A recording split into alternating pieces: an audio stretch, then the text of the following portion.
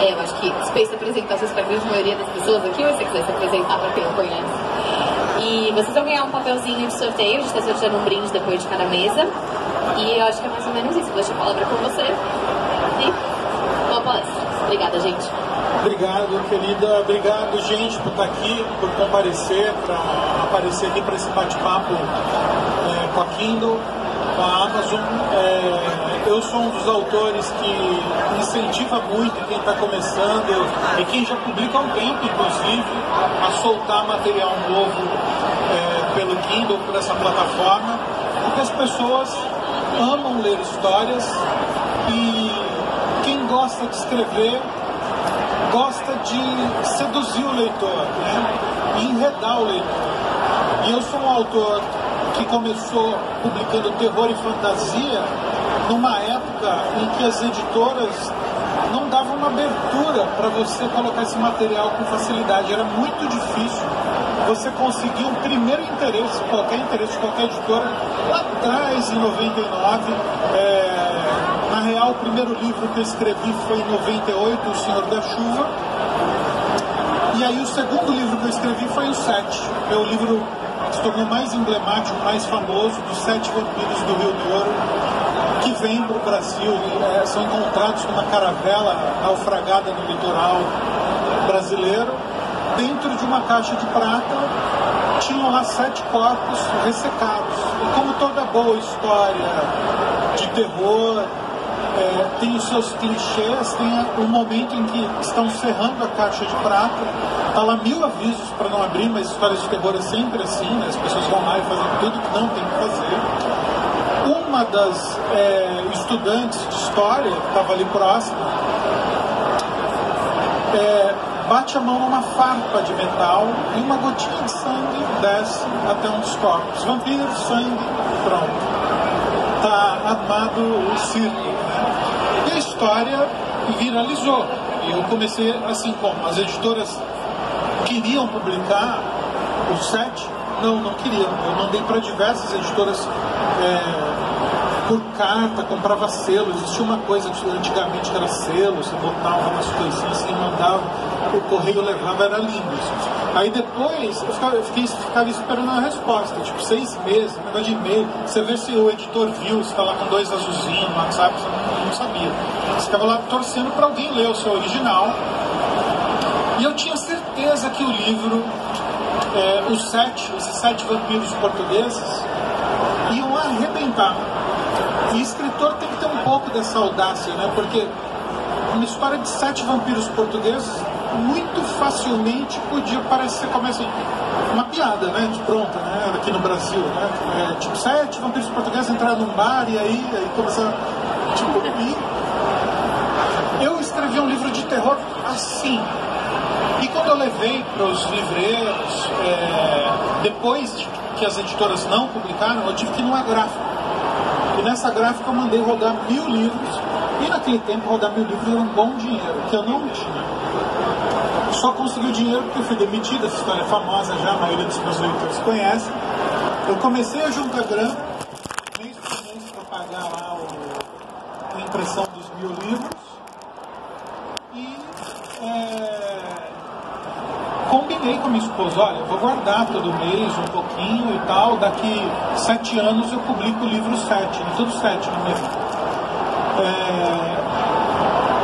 Mas 3 meses depois, eu fui demitido.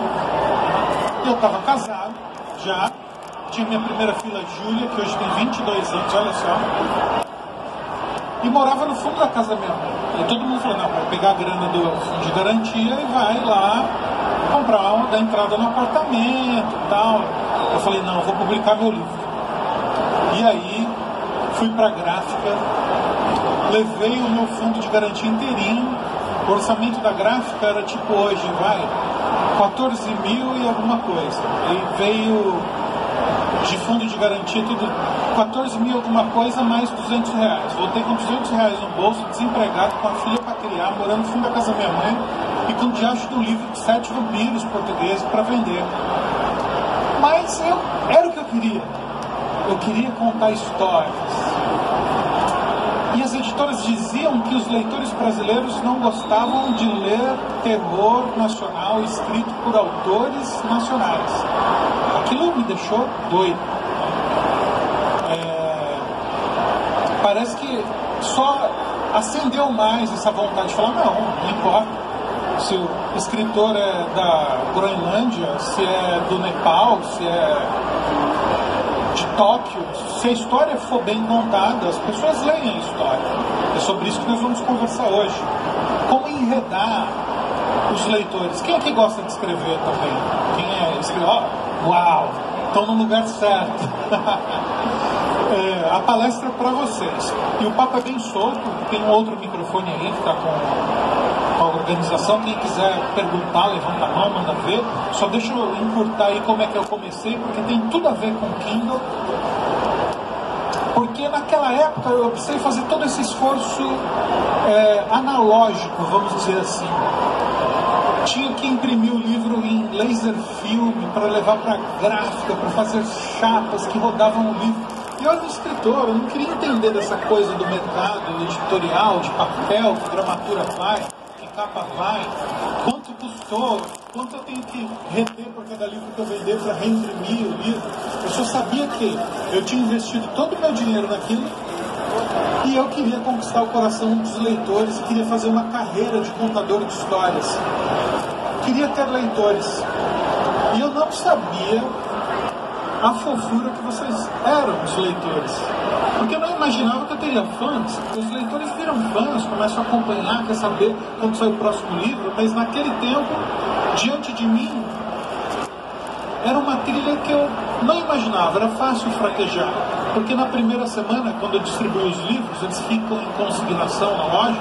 Isso significa que você deixa o livro, passa 2 meses depois, vê o que vendeu, se vendeu.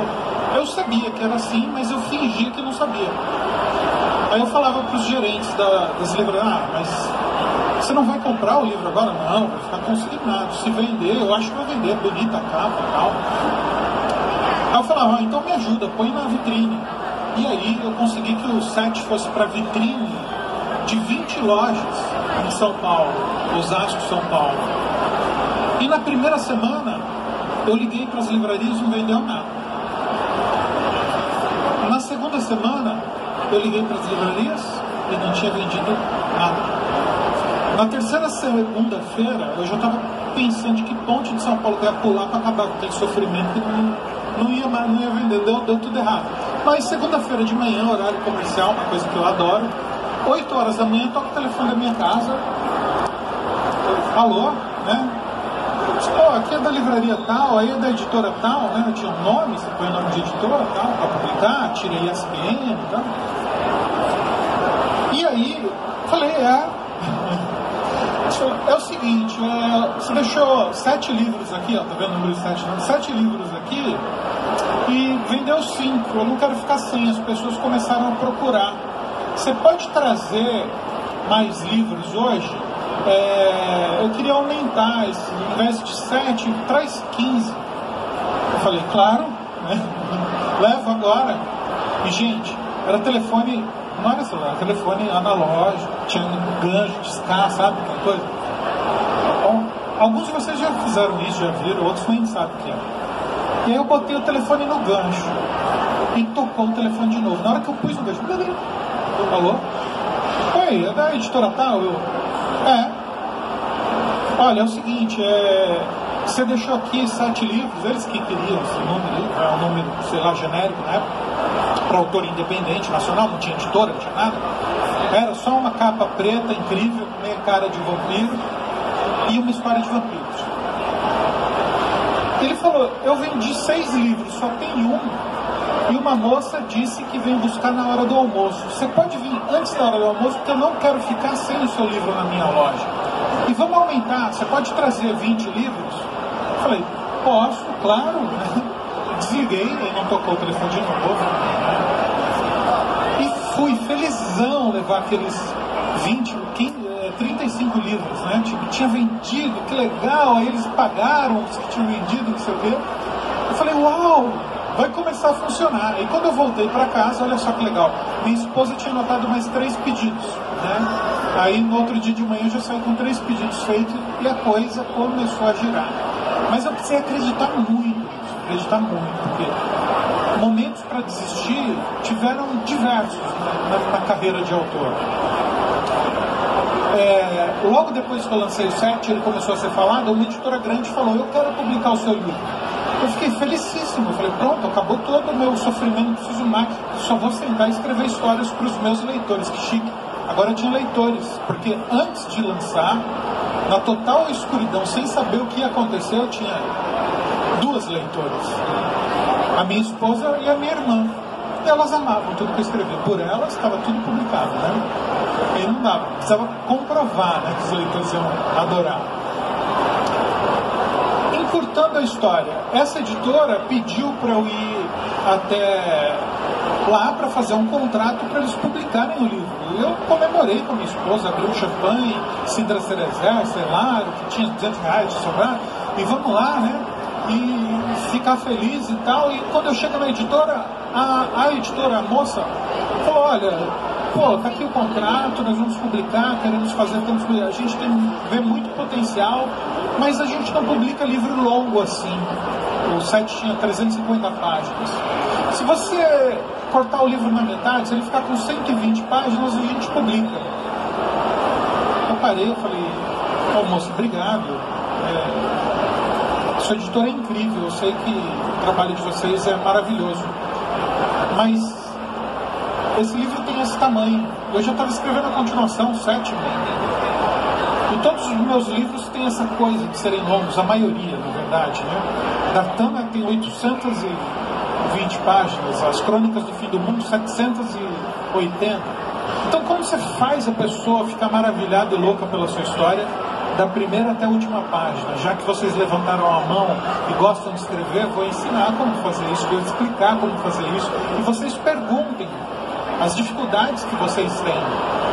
Eu dou dicas para autores, muitos aqui já conhecem, é só entrar no site vivendodeinventar.com.br ou entrar no meu perfil do Instagram, que você lá na minha bio consegue a link para os meus cursos grátis que ensinam tudo isso que eu vou contar para vocês hoje.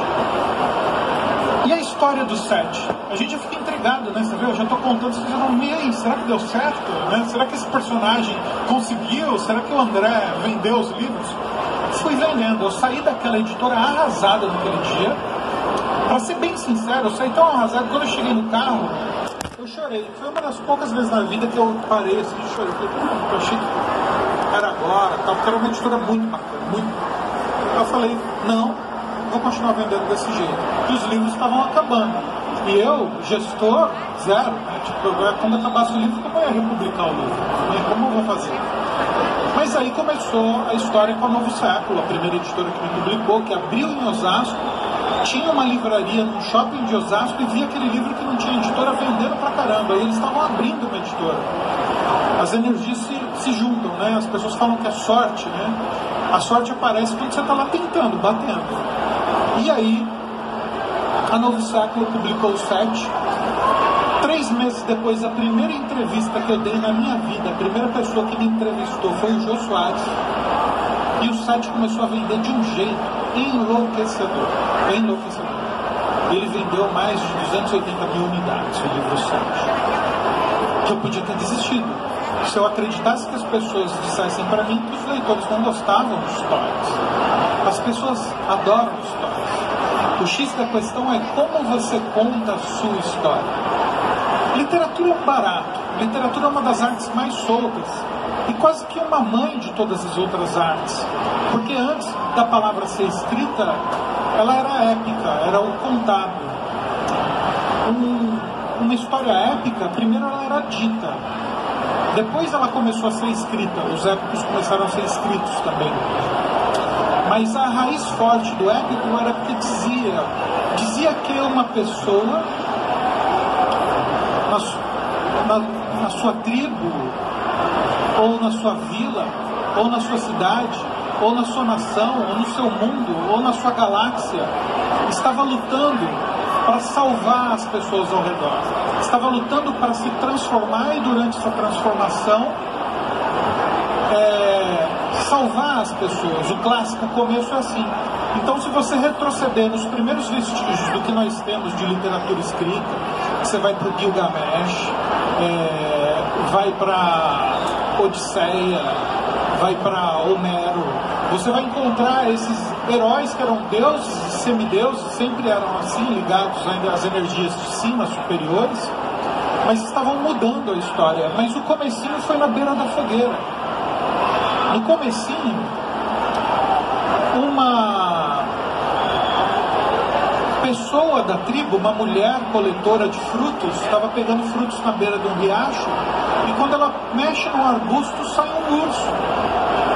Mas ela estava com uma lança ali, um cajado, e ela atravessou o peito do urso e salvou toda a tribo, todo mundo que estava ali atrás. Tá? E as pessoas começaram a contar a história daquela mulher que salvou a vila, que salvou a tribo, que depois salva a nação. Você vê que sempre os heróis têm uma grande coisa para transformar no clássico. Depois a gente muda tudo, a coisa se transforma, a gente conta a história de diversas formas. Mas qual que é o cerne dessa introdução que eu fiz?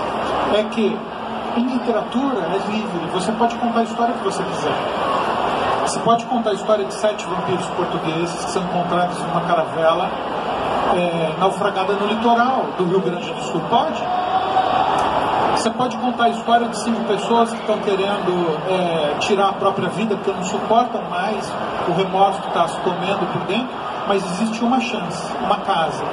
Se eles forem até a casa, eles podem se reconciliar com o passado, com o pacto, recompactuar com o passado.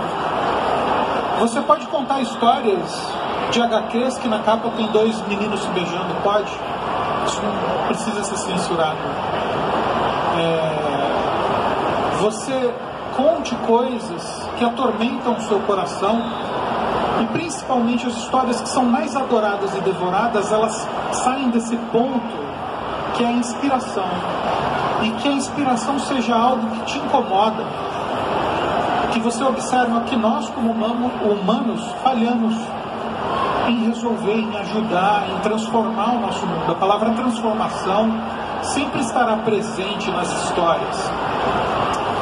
E as histórias que pegam o leitor, elas são urdidas, elas são construídas. Por baixo da história que você lê, tem uma outra arte. Uma arte é a inspiração, é o que te levou a fazer a história. E a outra arte é como você gosta de contar a história, como você vai contar a história. O storytelling, tal do storytelling. Eu não conhecia o storytelling, as forças que eu não gosto de usar a palavra sistema, organização, porque não tem fórmula mágica, mas foi algo criado com muita força lá atrás, na Grécia, quando o épico se transformou em drama. Porque tem um momento marcado que é quando Aristóteles cria o drama, e aí nasce o storytelling. Porque o drama ele organizou em 3 atos, porque os épicos eram imensos, e ele queria fazer peças para serem apresentadas para a plateia, a pedido do Estado, para ensinar alguma coisa para a população, ensinar uma melhora de caráter para a população. Era uma coisa tramada e urdida. E essa forma entrou tão poderosa em nossa mente, porque uma coisa que os gregos faziam como ninguém era pensar. E eles observaram como o nosso cérebro absorvia histórias. A pessoa falava, é mesmo? É assim? E ele fez o quê? E agora acontece o quê? Eles entenderam. E então Aristóteles dividiu a história em 3 atos. E aí você vê essa forma de 3 atos replicada em teatro, em cinema, em tantas plataformas e artes que chegam até hoje, até o Kindle, por exemplo, as melhores histórias que mais atraem os leitores, que mais cria aquela sensação de binge. Tem o binge watching, tem o binge reading também. E você, escritor é capaz de fazer isso. Você não vai precisar pôr o seu FGTS todo. Você não vai precisar arriscar, oh meu Deus, você tem que pôr a cara a tapa. É isso que você arrisca. Às vezes as pessoas falam, será que as pessoas vão ler? Você não vai ter 20 vitrines de lojas físicas para colocar. Você vai ter milhões de vitrines. Ai, André, mas ninguém me conhece. Mas nessa plataforma, por exemplo, que a gente fala aqui hoje, o Kindle, você tem que ser um autor e se segurar num gênero que você escreve. Por quê? Me corrija aí se eu estiver errado, hein? Porque tem uma coisa que é algoritmo. E eles usam brilhantemente para, se você está procurando histórias de vampiro, quando veio Crepúsculo, eu quero história de Crepúsculo. Quem comprou Crepúsculo também pode gostar de o 7 do André Bianco, o Vampiro Rei de André Bianco, o Vampiro de André Bianco, não sei, eu tinha 10 livros de vampiro naquela época. Quando o Crepúsculo estourou, meu Deus, parava de vender. Eu ia para a editora para ajudar a empacotar livro, assim, era incrível. Uma história que ninguém tinha postado no começo. Então, você confiar no storytelling é muito legal, porque olha como é de cair o queixo. É um falso cognato, storytelling. Falso cognato é quando você acha que uma palavra traduzida significa uma coisa, mas não, é outra.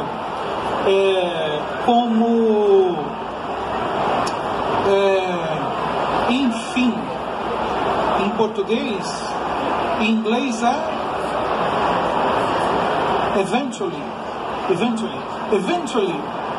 Se a gente pega para o português, parece eventualmente.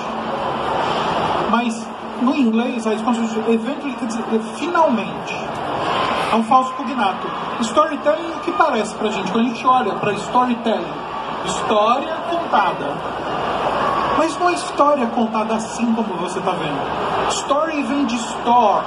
Sabe mega store? Platô, chão duro. Store é um lugar duro. É o enredo, é a trama da sua história. É onde sua história se sustenta. Sustenta o quê? O telling. E o telling não é história dita. É contada, do verbo de teller, de tell. 1, 2, 3 atos. 4, 5 depois se transforma com Horácio, que progride isso, que faz os personagens serem mais humanos e usam a empatia para te prender de um jeito irresistível ao caráter do personagem. E olha que outra palavra brilhante que a gente não presta atenção. Caráter, do grego, significa marca feita por Deus na alma. Então o que eu sempre digo, qual é o caráter do personagem? É a coisa mais importante, né, Pedro Almeida?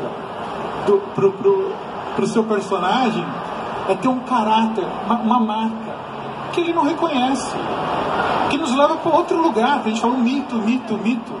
O mito é o seu personagem que não sabe que marca é essa, que é a coisa que enquanto ele busca, ele tem um objetivo. Vamos imaginar, o seu personagem vai com a noiva ao Monte Everest. E o objetivo da noiva é escalar o Monte Everest. E o objetivo do seu personagem é superar o medo de altura que ele tem. Ele vai só, Raquel, eu vou só até a base 3, porque eu tenho medo de altura. Quando começar o alpinismo, eu não vou. Eu só vou até a base 3, ali tem oxigênio, eu respiro. Você vai. E a noiva fala, eu vou. E eu vou trazer a neve do pico do Monte Everest e vou colocar nossas alianças dentro, vou trazer uma caixinha do lugar mais alto do mundo onde nosso amor foi. E ela vai. E ele a espera. E a marca feita na alma dele, ele é um homem que tem medo de altura. Mas aí o medo de altura, você depois vai entender que ele tem medo de enfrentar coisas grandes. E o que vai acontecer quando você faz o tal do telling? 1, 2, 3. Quando você chega no meio da história, Renata lá em cima pegou a neve, pôs as alianças, que ela disse que vamos nos casar quando eu descer essa montanha, daqui 3 meses, não sei o que, voltar para o Brasil. Manda um sinal, um rádio no chiado, ele está lá na barraca, com os... Tem um nome específico para os que ajudam os alpinistas lá, muito bonitinho, mas não lembro, eu sofro desse mal, uso tanta palavra que outras vão se apagando. Vem um sinal, fala, olha, a expedição deu ruim, vem uma nevasca não estava prevista essa nevasca, estamos presos aqui e tivemos um acidente. Raquel caiu e quebrou a perna. Nós precisamos de mais oxigênio agora. Nós estamos morrendo e Raquel precisa ser levada para o hospital agora, ela está com uma hemorragia. E aí aquele marido, aquele noivo que quer ser marido, que tem medo de escalar, sofre o conflito, crise. Eu amo essa coisa. Crise do grego, crises. É escolha. Ele tem que escolher. Eu vou superar o meu medo e vou subir e salvar minha noiva? Ou eu vou ficar aqui esperando uma equipe de resgate que pode não chegar? Um helicóptero que pode não subir? Bicho, se ele ama a mulher, ele vai subir pegando aquelas cordas pelos dentes. Ele vai esquecer aquele medo. Ele vai enfrentar aquele medo e aquele medo vai se transformar. E assim, colocando seu personagem em conflito e crise, a gente vê em muitos livros teóricos. Vocês que gostam de escrever devem buscar os livros de teoria de escrita criativa, como Sid Field, como Robert McKee, mas olhem muito para Truby. John Truby é um dos melhores.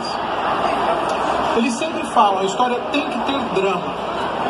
Aí a gente acha que ter drama é essa questão, a esposa está morrendo, a vida está profunda. Não, drama é o seu personagem tem que agir. O seu personagem tem que, quando chegar de frente a um conflito, fazer escolhas. E o momento que você mais vai investir tempo quando estiver inventando as suas escolhas é em esculpir esse personagem. O melhor personagem é o pior personagem possível. Não escrevam personagens resolvidos, quadradinhos, redondinhos. Não faça isso. Não cometa esse erro. Não ponha gente chata no seu livro. Ponha gente que erra, gente imperfeita.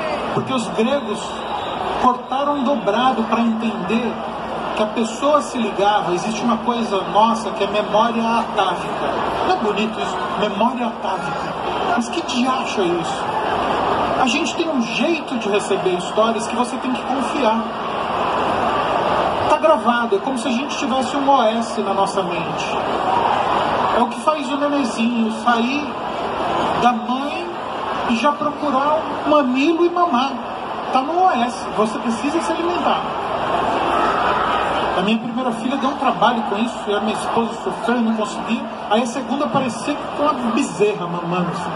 Engraçado, né? Mas está tudo gravadinho aqui. E nós temos um jeito de acreditar nas histórias.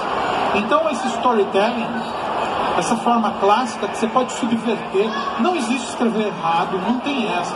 Existe emocionar. A força maior de uma história é ela emocionar o seu leitor. Então, em todas as histórias, o que eu mais busco é esse disparador, a emoção. As plataformas, elas mudam constantemente. Como os livros serão lidos? Como a literatura será consumida? Você também tem que estreitar esse lugar, entender que a sua literatura, o que você produz é conteúdo, e ele é consumido agora. E hoje, mais do que isso, ser conteúdo e ser consumido, os escritores não podem ser mais fixos nessa coisa da aliteratura. Nós somos provedores de histórias, provedores de conteúdo, porque o mundo do entretenimento precisa que histórias sejam contadas. É assim que essa indústria, histórias novas, que são as mesmas histórias de sempre, são as mesmas histórias de sempre, que a gente busca reconfigurações sempre. E a reconfiguração maior e a potência maior está no trabalho do personagem. E compreender que drama é colocar o seu personagem para fazer escolhas. E essas escolhas têm que bater aonde? Se eu dei nome para Raquel que quebrou a perna lá em cima, vamos dar nome de Bruno para o rapaz, o noivo que ficou embaixo. O Bruno tem que escolher se ele vai resgatar a esposa ou não. E ele vai, ele enfrenta, ele traz, aí quase cai, aí volta a ficar com medo de novo no quarto ato da história. não sabe se Renata vai viver, aí o medo dele se transformar, o medo que ela morra. E ele continua descendo, aí os guias dizem, não dá para descer mais, ele diz, mas eu vou descer, ele põe ela nas costas, melodramático. Você usa desses artifícios para seduzir o coração do seu leitor. E ele fica preso, uma página depois da outra. Vocês podem levantar aqui, André, e se uma pessoa é arrogante demais? E a gente fala, e precisa vencer uma corrida, de uma maratona. Pronto, com essas duas coisas, a gente constrói o personagem em toda a história. Porque isso é a raiz do drama. Você cria um monomito. Calma, tudo isso vai se assentar na cabeça de vocês. Entrem lá na vivendeinventar.com.br, que eu explico tudo isso. Tem videoaulas lá e tal. Não fiquem desesperados. Ah, meu Deus, isso que o André falou pra mim é grego. É grego. Mas é incrível. Mas é lá atrás. É o clássico. E quem está subvertendo essa indústria é Amazon Prime, Netflix. Se apoderaram disso. Eles juntam o melhor dos dois mundos. Eles juntam o melhor dos dois mundos porque eles trazem as transgressões que nós podemos fazer hoje, porque antigamente tinha esse problema. O teatro, a tragédia grega, foi feita para que o personagem fosse exemplar. Então o último ato da história se chama fábula de correção de caráter. Você sempre tinha que corrigir o caráter do personagem, ou ele morria ou enlouquecia. Como em Édipo, por exemplo. A falha de caráter foi um vaticínio dado pelo Delfos de que Édipo ia transar com a mãe. Então tinha um plano do Senado grego que queria reduzir as relações incestuosas na sociedade grega. Então vamos contar essa história. Olha o que aconteceu com Édipo. Édipo, quando recebe esse vaticínio do oráculo de Delfos, ele fica tão aterrorizado que ele fala, não, nunca vou transar com a minha mãe e nunca vou matar meu pai. Que a previsão tinha essas duas tragédias. Transará com a mãe e matará o pai. Então ele foge de sua cidade, sem saber que é filho adotivo, e vai para a cidade de seus pais biológicos. E no caminho assalta a diligência do pai, mata o pai e acaba se apaixonando loucamente por Jocasta, que é sua mãe. E um se enforca, outro fica louco e cega a si mesmo. Para quê? Para a plateia falar, meu Deus do céu, que terror isso. E dava uma cutucadinha assim, olha, não faça mais isso. E ensinava. Mas antigamente você não podia dar outro final senão um moralizador. Hoje nós buscamos o imoral, o amoral, nós transgredimos, não contamos o tel, não é mais 1, 2, 3, você pode começar com 7, 2, 1, 4, as histórias acronológicas, né? Você começa no final, vem para o começo. O mundo de contar histórias é vasto e acolhedor. E o leitor brasileiro ama histórias e ama o diferente. E eu quero abrir para perguntas aí para vocês, porque vocês devem estar curiosíssimos sobre a arte da escrita, ou fiquem à vontade também, quem são os meus leitores, querem perguntar sobre a minha obra, próximo livro, como é que tá, se eu gosto do Pedro Almeida, se vou lá abraçar o Pedro Almeida, eu vou. Eu super quero. Eu falo, com licença, vamos bater na Alessandra, vamos lá bater na Alessandra. Eu quero, eu chipo. Seu nome?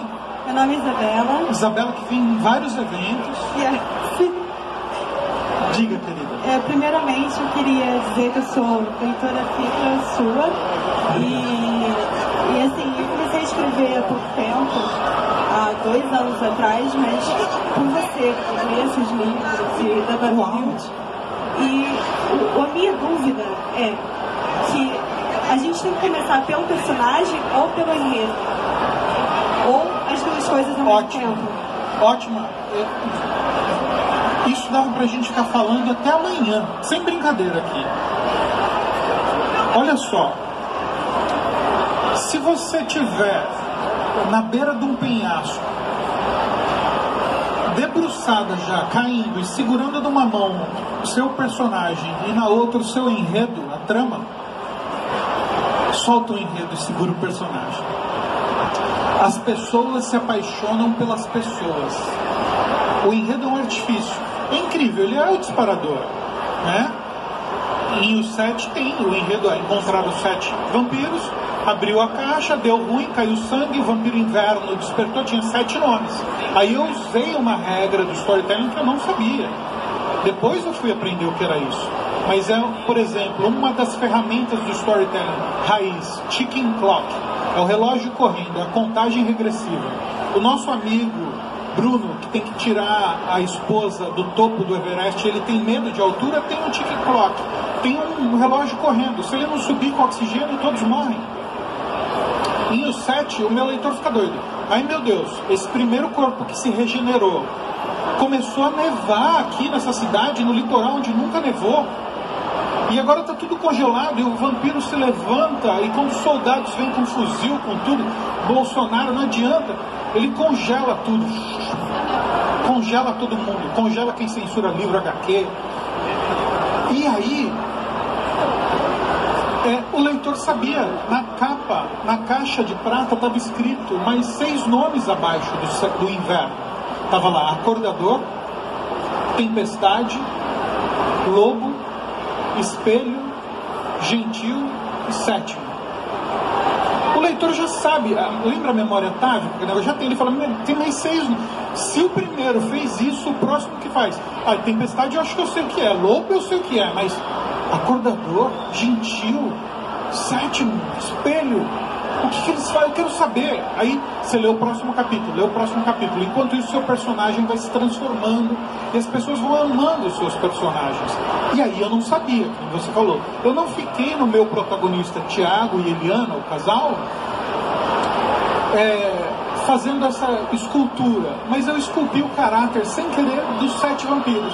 Então os e-mails que eu recebia no começo, porque o que tinha de rede social naquela época era e-mail, e eu tinha esquecido de pôr no fotolito ou e-mail. Hoje você sobe o arquivo pro Kindle, você esquecer de novo, depois você vai lá, pode subir outro, atualiza e tal. Aí eu colei etiquetinhas em cada 1000 livros, uma etiquetinha, um livro por vez, eu pus etiquetinha. andrevianco@bol.com.br. Lembra? Estava desempregado, não tinha dinheiro para pagar e-mail, não. Então era o Bol, era grátis. E aí comecei a receber e-mails de pessoas falando dos vampiros.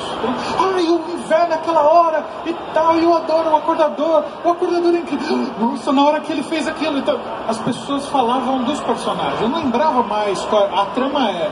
Os vampiros querem pegar a mãe, a mulher que deu sangue para eles, eles chamam de mãe. Eles querem tê-la e voltar para Portugal. Então a resposta dada é, eu disse que podia ficar até amanhã, mas não podemos, tem mais dúvidas. Trabalhe os seus personagens. Por quê? Tem uma razão lógica, não é assim, André, você... Não fui eu que inventei isso. Isso vem lá de trás. Porque as pessoas respondem à empatia, se colocar no lugar. Aí fala, será que isso que o André Bianco está falando tem a ver? Eu acho nada a ver. Nada a ver? Qual é o último filme do Wolverine? Como é o nome? Logan. Quem que é o Logan? É o Wolverine. Mas quem que é o Logan? É a pessoa. É o caráter. É por debaixo da pele. Não são as garras. Não é o cara que tem esqueleto de adamantio. Você olha para aquele filme, ele é muito mais humano. De toda a saga, todo o universo dos X-Men, eu tenho birra, vou contar. Aí, olha o último filme do Wolverine, Logan. No Homem-Aranha, Homecoming, eu não pronuncio bem, desculpa. Mas é algo assim, que é o Homem-Aranha adolescente. Eu amei, as pessoas detestam. Muito legal o Homem-Aranha adolescente. Mas olha ele, toda hora querendo ser importante. Ele quer ser notado, ele quer ser um Avenger. Ele quer ser notado por Tony Stark. Qual é a última cena do filme? Ele fala, não, eu não vou nessa entrevista, não tem nada aí do outro lado, eu não preciso de reconhecimento. Era tudo que ele queria o filme todo. Ele se transformou enquanto ele cumpria a missão dele de se tornar um Avenger. Fofinho, né? Qualquer filme que você levantar a mão, eu te falo qual que é o caráter por qual se transforma e para onde vai. E um dos diretores mais geniais, que é roteirista também, e escritor também, Guillermo del Toro, faz isso com uma maestria, porque ele enganou todo mundo aqui no A Forma da Água. Quem é o protagonista de A Forma da Água? Todo mundo acha que é o casal, que é a garota muda e o monstro do lodo da América do Sul. Não. Quem a gente vê como inimigo, o Strickland, é o protagonista de A Forma da Água. Por quê? Porque tudo gira em torno dele. Como que eu... Gente, eu quase morri quando eu descobri isso. Foi em uma frase de todo o filme, que foi quando ele compra um Cadillac imenso, azul petróleo, e ele chega lá na instalação onde é mantido preso o monstro do lodo, e as faxineiras, a muda, a negra, as minorias, os latinos. Quem é o latino? O monstro do lodo. Todas as minorias estão ali presas por aquele homem branco num Cadillac azul petróleo. E quando ele chega lá naquele QG que ele controla, já está com aqueles dedos podres, porque o bicho mordeu, ele costurou, ele tentou prender ele. Um funcionário fala para ele: que carro lindo esse, que cor linda, é verde? Ele responde: não, é azul petróleo, e entra. Aquilo me tirou o sono por uns 3 dias e 3 noites. Por quê?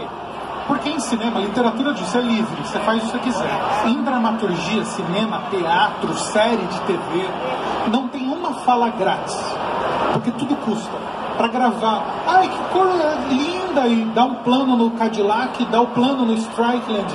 Não, é azul petróleo. Ele tem uma equipe de 120 pessoas atrás. Cada segundo é milionário na indústria do cinema norte-americano, e em produtos blockbuster como esse, como Avengers, cada fala importa. Então, se ela não importasse, ela não teria sido dita. Então eu fiquei pensando, diacho, ele me enganou. Ele é o protagonista, porque ele é o homem branco que o monstro do pântano, do lodo da América do Sul mordeu os dedos e que está apodrecendo. E o que é o diacho do Cadillac, então? O que isso tem a ver? Por que, André, você se iluminou e falou: meu Deus, é isso? Porque havia um discurso ali. Del Toro está falando: olha, homem branco, cis, você que quer controlar a mulher muda, que não pode falar, a mulher que não tem voz, você que é misógino, você que discrimina essa faxineira negra, você que extrai esse bicho que você não entende do lodo da América do Sul, que somos nós, ele representa nós, e prende aqui nessa jaula dos Estados Unidos, que te mordeu, bicho, você acabou, você está apodrecendo. O dedo dele não para de estragar o filme inteiro. Não para de estragar o filme inteiro. E é tudo ao redor dele. Uau! Como que você pode chegar nesse lugar? Storytelling. Conhecendo o craft, conhecendo a estrutura por baixo da história, que você não deixa o seu leitor ver. Em todas as histórias dos grandes narradores, quando você pergunta: por que na prateleira de livro ali tem 90% de livros estrangeiros, de terror e fantasia estrangeiros, e 10% de nacionais? Porque a gente não se deu tempo de estudar o storytelling assim e entender que o clássico é importante, que é entregar esse monomito. O seu personagem é tudo na história. Então Strickland era um cara controlador, que discriminava, todos os plots passam por essa questão de preconceito. Preconceito contra a mulher que não fala, preconceito contra o monstro que não fala, que está lá preso, que ele quer decifrar, preconceito com a funcionária negra, que tem uma fala dele: Deus é justo com todos. Talvez não com todos, com você talvez não, uma coisa que... Uau! Que mundo estamos? Essas pessoas não devem existir mais. Mas infelizmente nós vemos essas pessoas, elas continuam com comentários misóginos todos os dias, falando que a mulher do presidente de não sei onde... Eu falo, pra quê? Estamos na 5ª série? Não. Então é importante discutir. O escritor dá valor à sua obra. Quando você entender isso, dá valor à sua obra, sendo mais louca que seja, 7 vampiros, o mundo acabou, a noite maldita, o mundo acabou, metade do mundo virou vampiro, metade é humano. Tem uma coisa ali que você está gritando para o seu leitor. E esse grito, ele sente, ele não escuta, na pele, entra no seu leitor. Ele fica fascinado com o que você escreve. Desculpa a minha humildade, mas eu amo contar histórias e eu amo pegar vocês da página 1 à página 800. As pessoas embarcam e vão nas histórias. Próxima pergunta? Nada. Oi. Olá. Meu nome é Juliana. Oi, Juliana. Seja bem-vinda. Obrigada. Dos seus trabalhos, meu livro